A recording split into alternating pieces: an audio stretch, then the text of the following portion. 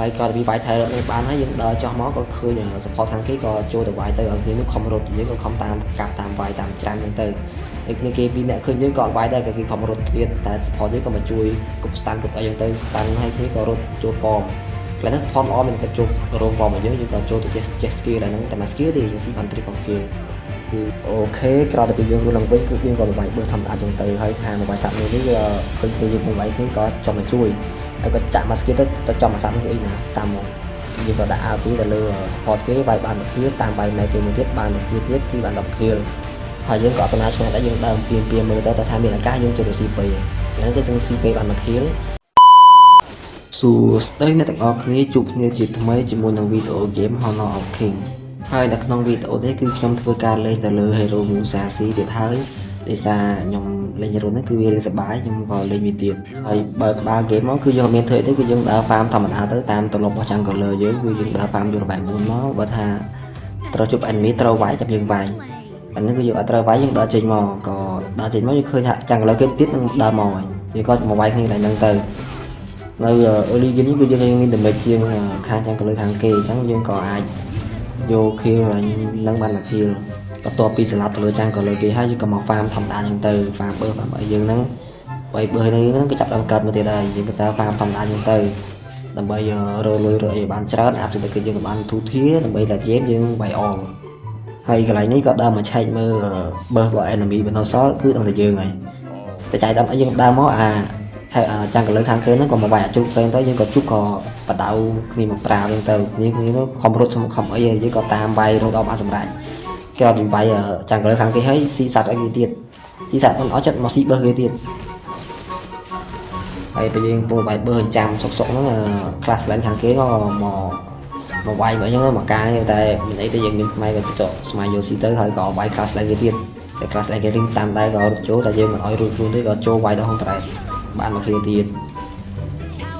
រកដាក់កាន់នេះគឺ Musa C រៀងដើម្បីច្រើនដែរហើយទៅ overload កើតគឺយើងក៏វាយភ្លាមតែម្ដងដើម្បីអាប់សេដ្ឋកិច្ចយើងឲ្យវាធូរធារក៏ជា Elon Musk យើងនឹងវាយ enemy ទាំងអស់ហើយតាមត្រឡប់វាយ overload ហើយវាយបើវាយ A farm ធម្មតាហើយតែវាយ Tyrant មួយទៀតហើយក៏វាយ Tyrant នឹងបានហើយយើងដើរចោះមកក៏ឃើញ support ខាងគេក៏ចូលទៅវាយទៅឲ្យគ្នានោះខំរត់យើងក៏ខំតាមកាប់តាមវាយតាមច្រាំហ្នឹងទៅ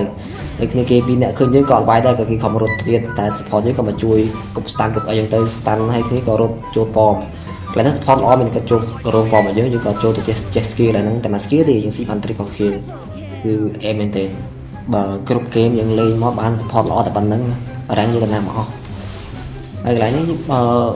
class ឡើងគេមកឲ្យយើង kill មួយទៀតតែយើងយូរពេកក៏ដាច់អា pentakill ទៅក៏បានទៅ legendary ទេហើយនេះក៏ចូលវាយគ្នាគេឲ្យងប់អស់5នាក់គឺកប់សេរីមែនទែនកន្លែងនេះគឺគ្នាខ្ញុំអត់នៅកណ្ដាលទេខ្ញុំក៏មកជួយ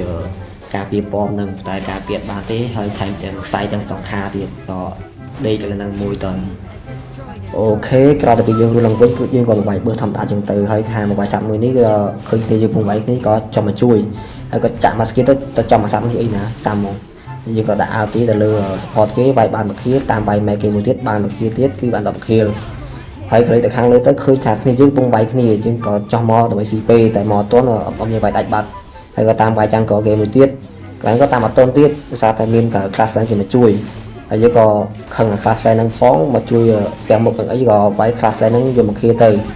បន្ទាប់ទៅពីយើងដេញវាយគេងប់រីអស់ហើយយើងក៏មកវាយបើគេទៅទុកធ្វើអីមានគេស៊ីទៀតមានយើងហ្នឹងយើងក៏កម្មចានបើគេយកលវាយយកអីថឹមទៅដល់តែពេលមែនទៅខ្ញុំមិននឹងធីមខាងខ្ញុំនេះគឺទ្រព្យសម្បត្តិចង់ផែអេលម៉ាស់ហ្នឹងតែពេលអញ្ចឹងបែកដិតវាយ enemy គឺវាយក្នុងត្រែតយំអានេះគឺយើងវាយចូលវាយហើយតែមើលតែត្រែតបាញ់យើងងត់ចេញក្រៅទៅតែគឺយើងឈោវាយតែមុខផ្ទះហ្នឹងមកយើងខ្លាចទេមានឱកាសចូលស៊ីមានឱកាសចូលស៊ីហើយយើងក៏អត់ណាឆ្ងាយដែរយើងដើមពៀមើលទៅថាមានឱកាសយើងចូលទៅស៊ីពេកហ្នឹងគឺសឹងស៊ីពេកបាន1 kill ហើយក៏ប៉មអាចប៊ីងាប់ដែរយើងចេញមកវិញបានមកសឈាមបានទឹកហ្នឹងទៅក៏វាយសាប់យកឈាមវិញទៅហើយក្រោយពីវាយសាប់នឹងបានឈាមអីទៅទួយហើយទៅពេលមើលទៅលើទៅគ្នាគេងាប់អស់ហើយប៉មហ្នឹងក៏ទប់លេងជាប់ដែរក៏ខ្ជិលតាណាឆ្ងាយក៏ឈោ recall នឹងបដ ாய் ហើយព្រឹត្តិការណ៍អរនធុក៏បានកើតឡើងសំឡេងមួយក៏បានបន្លឺឡើងគឺសំឡេង Victory